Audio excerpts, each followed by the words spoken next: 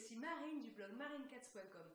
Aujourd'hui, on va aborder ensemble la notion de compassion et notamment le fait qu'il est important de nous offrir à nous-mêmes l'autocompassion. Alors la compassion, en fait, c'est super important dans les relations aux autres, mais aussi les relations à nous-mêmes. Est-ce que vous pratiquez l'autocompassion? En fait, la compassion, on peut se demander qu'est-ce que c'est. En fait, c'est le fait de percevoir dans une certaine mesure les souffrances de l'autre. On se met à leur place, en fait. On les soutient. Et il a été prouvé dans certaines études, j'ai lu ça, je ne sais plus où, que le fait de pratiquer la compassion augmente le niveau de bonheur et la qualité des relations. Et la compassion, on peut l'offrir aux êtres humains, mais aussi à d'autres choses, à des animaux, à des objets, à des plantes. Par exemple, si vous voyez un objet cassé, vous pouvez vous dire « Oh là là, le pauvre, il est cassé, c'est dommage, machin ». Ou si vous voyez, je sais pas moi, un arbre atteint par une maladie, comme les oliviers dans le sud de la France, par exemple, qui font face à des maladies assez graves. Vous pouvez ressentir un sentiment de compassion envers cet arbre. Le truc, c'est que la compassion, ça va pas forcément de soi. Je veux dire, des fois, on arrive plus à le ressentir en regardant un film, par exemple, parce que envers d'autres êtres humains. Ça peut arriver. Par exemple, vous regardez un film, il y a un passage triste et tout, et là, vous sentez, vous avez les larmes aux yeux, vous commencez à pleurer. Et vous pouvez peut-être vous demander, oui, mais alors, pourquoi j'arrive plus à ressentir de la compassion dans un film pour des personnages de fiction que pour des êtres humains, peut-être de votre entourage? Et là, c'est parce que le film, déjà, vous avez en général choisi de le regarder, vous êtes plongé dedans au niveau des images, du son, et puis vous ne pouvez pas parler avec la personne. Vous êtes entraîné là-dedans, vous êtes comme dans une bulle. Alors que dans la vie de tous les jours, eh bien, on a des perturbateurs. Des fois, on n'est pas dans le bon état d'esprit pour être attentif à l'autre, pour écouter ses souffrances. Et donc, la compassion, peut-être qu'elle vient moins bien à ce moment-là. En fait, ce qu'il faut bien comprendre, c'est que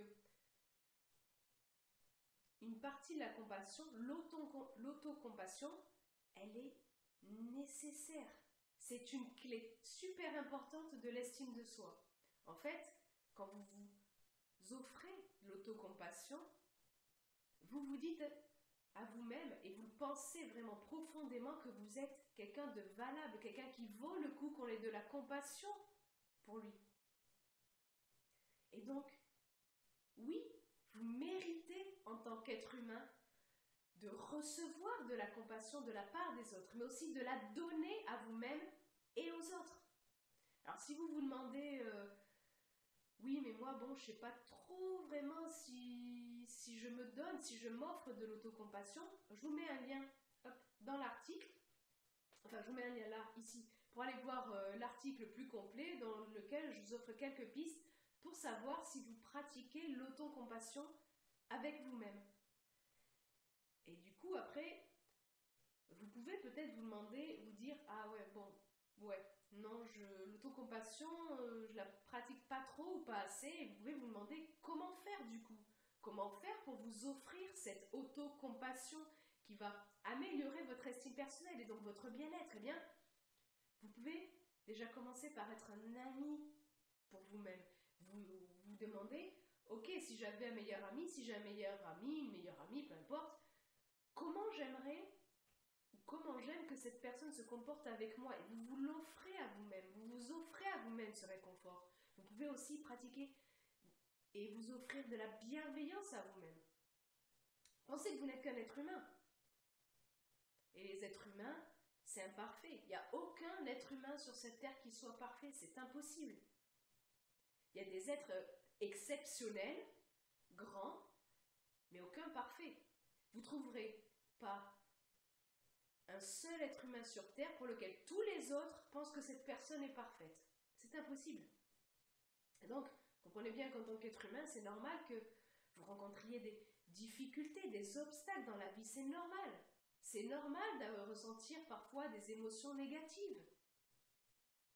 Offrez-vous de la compassion à ce moment-là. Réconfortez-vous. Pensez aussi à ne pas nier la réalité. Reconnaissez que vous avez des difficultés.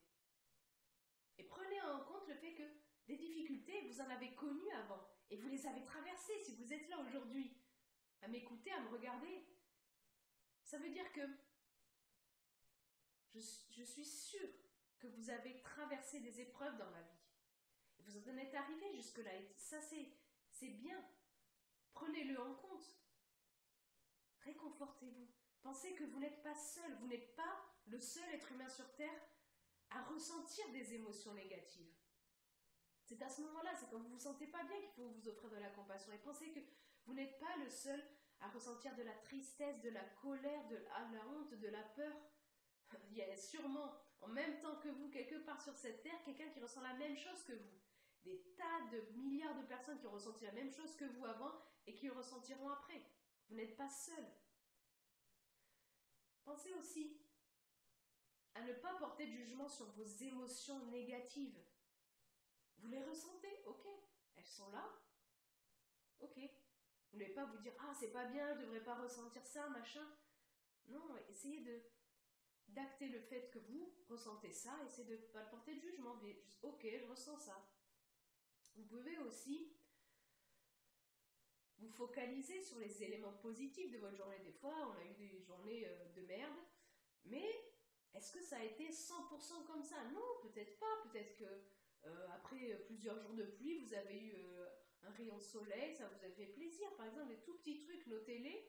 Vous allez voir que ça va augmenter vos émotions négatives et du coup diminuer vos émotions, augmenter vos émotions positives, pardon, et diminuer vos émotions négatives.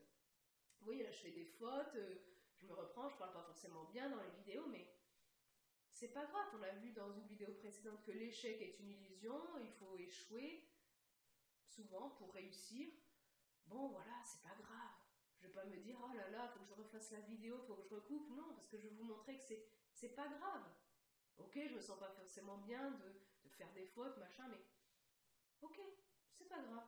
Je note, je passe à la suite. Je vous donne d'ailleurs un autre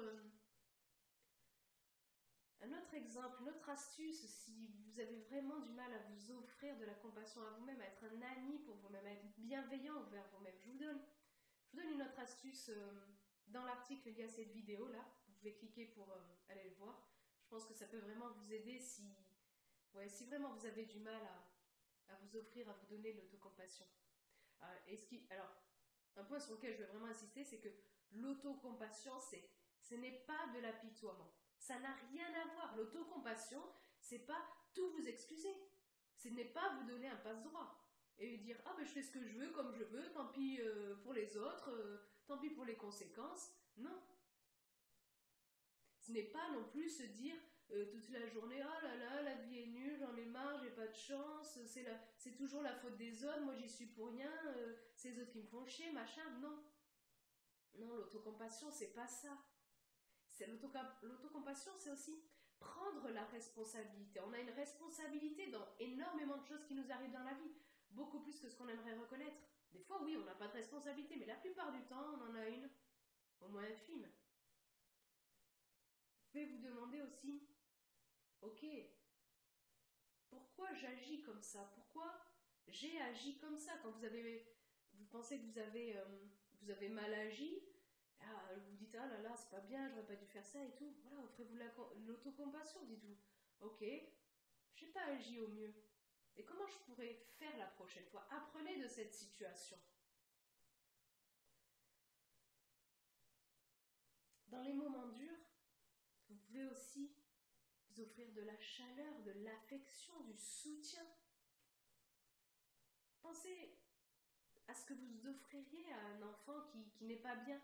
Qu'est-ce que vous lui offririez à cet enfant? Et offrez-le à vous-même. Qu'est-ce que votre meilleur ami, s'il existe ou si c'était un ami idéal, qu'est-ce qu'il ferait pour vous? Et donnez-le à vous-même. Pensez-y, offrez-vous l'autocompassion, c'est vraiment super important pour votre estime et pour votre bien-être. Alors si vous aussi, vous pensez que l'autocompassion et la compassion est important pour le bien-être, cliquez sur le pouce en l'air présent ici, juste en dessous de la vidéo.